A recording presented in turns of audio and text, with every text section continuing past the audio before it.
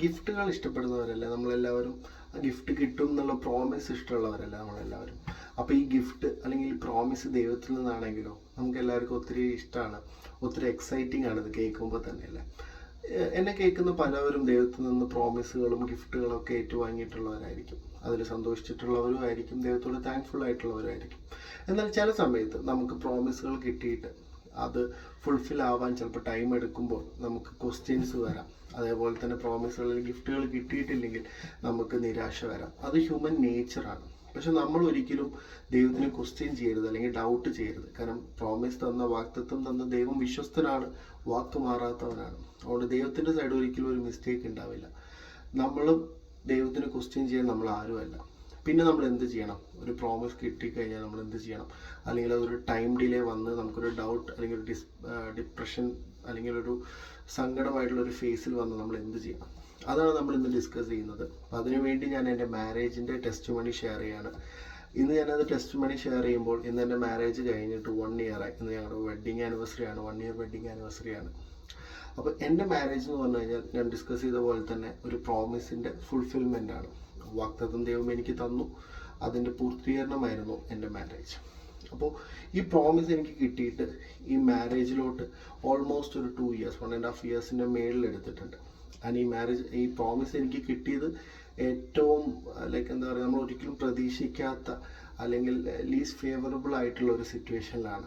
എൻ്റെ അമ്മ മരണപ്പെട്ടപ്പോഴാണ് എനിക്ക് ഈ പ്രോമിസ് കിട്ടുന്നത്. ഈ പ്രോമിസ് എന്നോട് പറയുന്നത് ഞാൻ അത്രയും ഇഷ്ടപ്പെടുന്ന, വിശ്വസിക്കുന്ന ഒരാളാണ്, അതുകൊണ്ട് ഞാനത് കേട്ടു. ഞാൻ പറഞ്ഞ പോലെ തന്നെ ഇമോഷണലി ഒട്ടും നമ്മൾ വൾണറബിൾ ആയിട്ട് നിൽക്കുന്ന ഒരു സിറ്റുവേഷനിലാണ് എനിക്ക് ആ പ്രോമിസ് കിട്ടിയത്.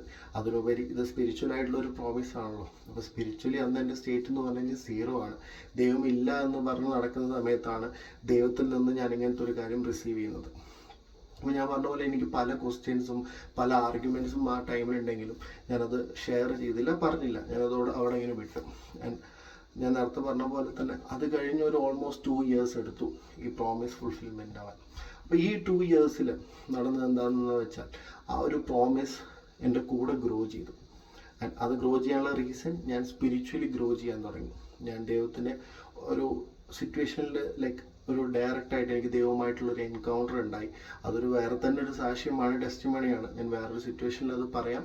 ഇപ്പോൾ മാരേജ് റിലേറ്റഡ് ആയിട്ടുള്ള കാര്യങ്ങളാണ് ഞാൻ ഷെയർ ചെയ്യുന്നത്. അപ്പോൾ ദൈവമായിട്ട് ഞാൻ അടുക്കാൻ തുടങ്ങി. ഒരു സ്പിരിച്വൽ ആയിട്ടുള്ള ഒരു ഗ്രോത്ത് എനിക്ക് ഉണ്ടാവാൻ തുടങ്ങി. ദൈവമായിട്ട് അടുത്തപ്പോൾ സ്വാഭാവികമായിട്ടും എൻ്റെ ഇമോഷണൽ സ്റ്റേറ്റിന് ഒത്തിരി ബെറ്ററായി. അവിടെയും ഞാൻ ഗ്രോ ചെയ്യാൻ തുടങ്ങി. ആൻഡ് അതിൻ്റെ കൂടെ തന്നെ സ്പിരിച്വലി ഞാൻ ഗ്രോ ചെയ്യാൻ, ദൈവത്തോട് ഞാൻ അടുക്കാൻ തുടങ്ങിയപ്പോൾ തന്നെ അതിൻ്റെ കൂടെ ഗ്രോ ചെയ്ത ഒന്നാണ് എൻ്റെ ഈ പ്രോമിസ്.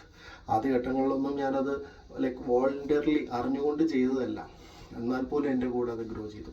പിന്നീട് അത് വേറെ ആൾക്കാരിൽ നിന്ന് ആ സെയിം പ്രോമിസ് എനിക്ക് കൺഫർമേഷൻ കിട്ടി. അത് വീണ്ടും വീണ്ടും ഞാൻ കേൾക്കാൻ തുടങ്ങി, വചനത്തിലൂടെ വായിക്കാൻ തുടങ്ങി.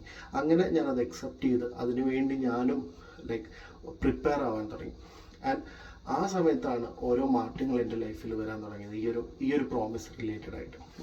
ഞാൻ പറഞ്ഞ പോലെ തന്നെ സ്പിരിച്വലി ദൈവമായിട്ട് ഞാൻ അടുക്കും തോറും എൻ്റെ ഈ പ്രോമിസും ഗ്രോ ചെയ്യാൻ തുടങ്ങി. എൻ്റെ ഉള്ളിൽ ഈ ഒരു മാരേജ് റിലേറ്റഡ് ആയിട്ടുള്ള മാറ്റങ്ങൾ പ്രിപ്പയർ ആവാൻ തുടങ്ങി.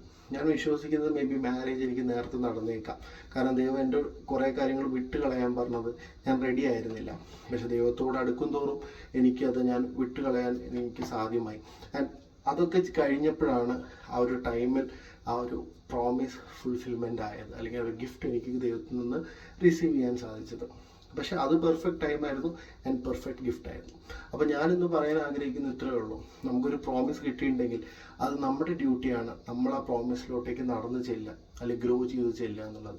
ദൈവം നമുക്ക് പ്രോമിസ് തന്നിട്ടുണ്ട്, പക്ഷെ പ്രാർത്ഥിക്കേണ്ടത് നമ്മുടെ ഡ്യൂട്ടിയാണ്. അതിനുവേണ്ടി ഗ്രോ ചെയ്യേണ്ടത് നമ്മുടെ ഡ്യൂട്ടിയാണ്. മെച്യൂർ ആവേണ്ടത് നമ്മുടെ ഡ്യൂട്ടിയാണ്. കാരണം ദൈവം നമുക്ക് തരുമ്പോൾ അത് അത്രയും പെർഫെക്റ്റ് ആയിട്ടുള്ളൊരു ഗിഫ്റ്റ് ആയിരിക്കും. അപ്പോൾ നമ്മൾ സ്പിരിച്വലി മെച്യൂർഡ് അല്ല, വേൾഡ്ലി അത് ഹാൻഡിൽ ചെയ്യാനുള്ള മെച്യൂരിറ്റി ഇല്ല എന്ന് പറഞ്ഞാൽ അത് നമ്മുടെ ദോഷത്തിന് തന്നെ ആയിരിക്കും. കാരണം അത് നമുക്ക് കിട്ടാൻ, ആ ഒരു പ്രോമിസ് കിട്ടാൻ തടസ്സമാവും അല്ലെങ്കിൽ ഡിലേ ആവും. സോ നമ്മുടെ ഡ്യൂട്ടിയാണ് ആ പ്രോമിസിലോട്ടേക്ക് നമ്മൾ വളർന്നു ചെല്ലുക, ഗ്രോ ചെയ്യുക, അത് റിസീവ് ചെയ്യാനുള്ള ഒരു സ്റ്റേറ്റിലോട്ടേക്ക് നമ്മൾ എത്തുക. എന്നാൽ മാത്രമാണ് ദൈവത്തിന് നമ്മുടെ ലൈഫിലൂടെ ഫുൾഫിൽമെൻറ്റ് ചെയ്യാൻ പറ്റുള്ളൂ. സോ അത് നമ്മുടെ ഡ്യൂട്ടിയാണ്. ഞാൻ ആദ്യം പറഞ്ഞ പോലെ നമുക്ക് ദൈവത്തിനെ ക്വസ്റ്റ്യൻ ചെയ്യാൻ പറ്റില്ല, പക്ഷെ നമ്മൾ നമ്മളെ തന്നെ ക്വസ്റ്റ്യൻ ചെയ്യണം. എന്താണ് മാറ്റങ്ങൾ വരുത്തേണ്ടത്, അല്ലെങ്കിൽ ഞാനത് റിസീവ് ചെയ്യാൻ റെഡിയാണോ, ഞാൻ അതിൻ്റെ വിശ്വാസം ഓക്കെ ആണോ, നമ്മുടെ പാർട്ട് നമ്മൾ ക്ലിയർ ചെയ്യണം. ദൈവത്തിൽ നിന്ന് പ്രോമിസ് എന്ന് പറഞ്ഞു കഴിഞ്ഞാൽ സത്യം പറഞ്ഞൊരു ചെക്ക് പോലെയാണ്. നമുക്ക് ചെക്ക് കിട്ടിയിട്ടുണ്ട്, പക്ഷെ പൈസ കൈ കിട്ടിയിട്ടില്ല, പക്ഷെ ചെക്ക് കിട്ടും. ദൈവമായതുകൊണ്ട് ഫുൾ ബാലൻസ് ഉണ്ടാവും. അപ്പം നമ്മുടെ ഡ്യൂട്ടിയാണ് അത് പോയി ക്യാഷ് ആക്കിയിട്ട് റിസീവ് ചെയ്യുക എന്നുള്ളത്. അതേപോലെ തന്നെയാണ് നമ്മുടെ ഡ്യൂട്ടിയാണ് അതിനോട്ടേക്ക് ഗ്രോ ചെയ്യുക എന്നുള്ളത്.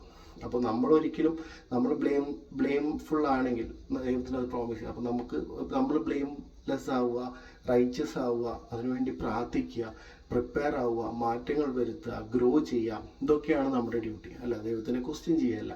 സോ നമ്മളെ തന്നെ ക്വസ്റ്റ്യൻ ചെയ്യുക, നമ്മളെ തന്നെ പ്രിപ്പയർ ചെയ്യുക. എന്നിട്ടും നമ്മൾ പ്രിപ്പയർ ആയി നമുക്ക് അത്ര ഉറപ്പുണ്ട് ദൈവം ഓക്കെ പറയുകയാണെങ്കിൽ, എന്നിട്ടും നടന്നില്ലെങ്കിൽ പിന്നെ നമ്മൾ ചെയ്യേണ്ടത് വിശ്വാസത്തോടെ വെയിറ്റ് ചെയ്യുക. കാരണം ദൈവം തക്ക സമയത്ത് പെർഫെക്റ്റ് ടൈമിൽ ദൈവം പ്രവർത്തിക്കും എന്നുള്ളതാണ് നമുക്ക് കാണാൻ സാധിക്കുന്നത്. ആൻഡ് ദൈവം പ്രവർത്തിക്കുമ്പോൾ, ദൈവം തരുമ്പോൾ അതും പെർഫെക്റ്റ് ആയിരിക്കും, അതും ദി ബെസ്റ്റ് ആയിരിക്കും. അപ്പോൾ വാക്ക് തന്ന ദൈവം വാക്ക് മാറാത്തവനാണ്, വാക്ക് തന്ന ദൈവം വിശ്വസ്തനാണ്. അപ്പോൾ അതൊരിക്കലും മാറില്ല.